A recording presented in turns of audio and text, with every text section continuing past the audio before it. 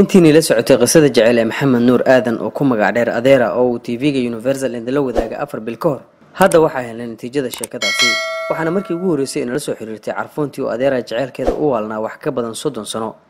hadda waxay ku sugan tahay magaalada Muqdisho caasimadda dalka aniga Adeerana waxa ku sugannahay magaalada Kismaayo xarunta gobolka Jubbada Hoose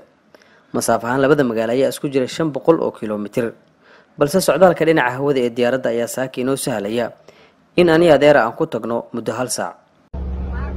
rajadii Adeera ee Carfoon ahayd hadda waa marwo 4 guur oo ay soo martay aan wali wax u badaha dhalin waxayna inay cafis weydiisato uga timid mid kamid ah magaalooyinka aan ku jirin gacanta dawladda si aysan ula kulmin qatar amni iyo xuquuq bulsho ayay cusutay inaan u qarino xogteeda oo wajiga kamid yahay dareen ahaan is aragoodii maalinkii koowaad iyo labaad ayay inoo suuro gelin inaan helno dareen xakamaysan oo ay inagula hadlaan balse saako is aragoodii saddexaad ayay labadooduba inoo qisa warrami doonaan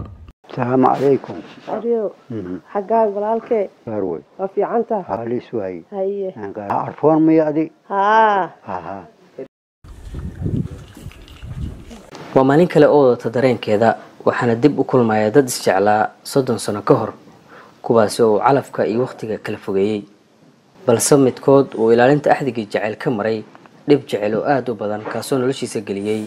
saacado maalmo iyo sanado mugdi ah Carfoon oo ahayd jacaylkiisii ugu horeeyay ee Adeera oo calfan waayay ayaa maanta inooga sheekeynayso sida uu ku burburay axdigii guur ee ka dhaxeeyay labadooda foon baa la yiraahdaa jab yar oo ninkan ii yaqaanay naanistiisa Ariyo ayaa la dhihi jiray ariga tuuladuna raaci jiray marka ninkan anigu sidaad wax u fahanteen ama bulshadu ay u maqashay waxba uma jiraan ninkan walaalkay ahaa waa isjeclayn waan rabnay in arrinteena dhameysano هذا هات وحن علف أهين لما عنا وحن ود هين اللومر دينتو بالسه نين كان سوى الرلاء وأرجع كرع تولد خوسار كأه بو يروى كرلا وهو ذا هذا الني أنا قرتي أقول نواها أيه كورستا يدين ويد متي من أرجع إمك فيه بل وحار نولش نولك بدل السماء بيرو طبعا ذي بيرو لا ينقضي تعب أوقعي تعبكي بو سفر صدق وسفر لا aado buu soo raagay muddo buu maqnaa ilaa adigu dhowr bilood buu maqnaa hadda naagna waxa la kasnaageed waa kadro kaaga dambeeyay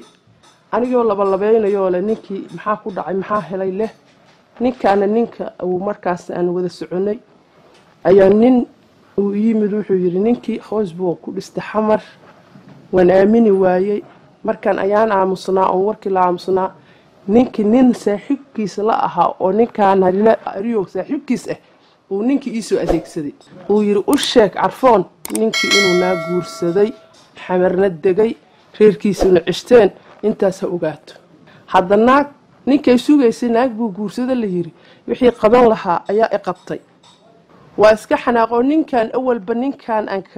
kaga kalsoona ayaan haddana ku noqday ninkii baa iska guursaday ilaahay waxna ma kala siin waa kala harnay nin kalaan guursaday alxamdulillaah in kastoo iga dhintay qaxooti baan galay midkii ugu dambeeyay hadda waan wada joognaa oo afraad waxna ma aanan dhalin marka walaalkay waxaan bulshada meelaha ka maqlay oo meelaha la iga soo tabiyay in uu xanuunsaday xanuunkiisi anigu waa la xanuunsaday aad baan ula kurbooday saas la awligeed ayaan maanta xiriir iyo wax u sameeyay walaalkay waxaan ka rabaa oon ka codsanayaa oon ka baryayaa iyo macal bulshada Soomaaliyeedba inuu walaalkay iska cafiyo oo cafis ii fidiyo mahad cabdi shaqlan oo ah shakhsi wax badan ka og axdigii guur ee burburay ee ka dhaxeeya Carfoon iyo Adeera ayaa sheegay inaysan filaynin aragtideeda Carfoon balse waxa uu sheegay in dhibka loo mara Carfoon uusan u qalmin qiilka ay maanta la timid lambarkayga anoo mahad cabdi shaqlana ila soo xiriirtay ninkana Iliyo waa la yiraahdaa Adeera Kismaayo oo baxde gabadhan Carfoon waaye anaga maanta waxaan ku faraxsanahay alxamdulillah rabbil caalamiin ina Iliyo iyo Carfoon ay is arkaano Carfoon waxay marsiya ka dhiganaysaa aniga nin baa ii imaaday Iliyo wuxuu ku guursaday Muqdisho yiraahday waxaasna ma jirin Iliyo Muqdisho kuma guursan iyada aawadeedu u baxay hantidiisu la imaaday ballanka baxa iyadaa keentay laakiin nin walba waxaan aan kala dardaarmaa ama nin ha aado ama gabar ha aado ama wiil ha aado waa inuu ballanta iyo ahdiga waa inuu ilaaliyaa adeera oo duco iyo daweyn dhanka dhimirka oo uu ka helay Dr. Xabeeb uu alle ku caafiyay ayaa isaga oo qiiraysan si kooban uga hadlay la kulanka gabadhii uu darteeda dhibka badan u maray arfoon jab yaray in is aragna waa ku faraxsan ani dartaa dhib badan soo maray haddana waa fiicnaaday alxamdulillah horeyna waa lagu caafiyay haddana waa lagu caafiyay ilaahay ilmaha ku siiyo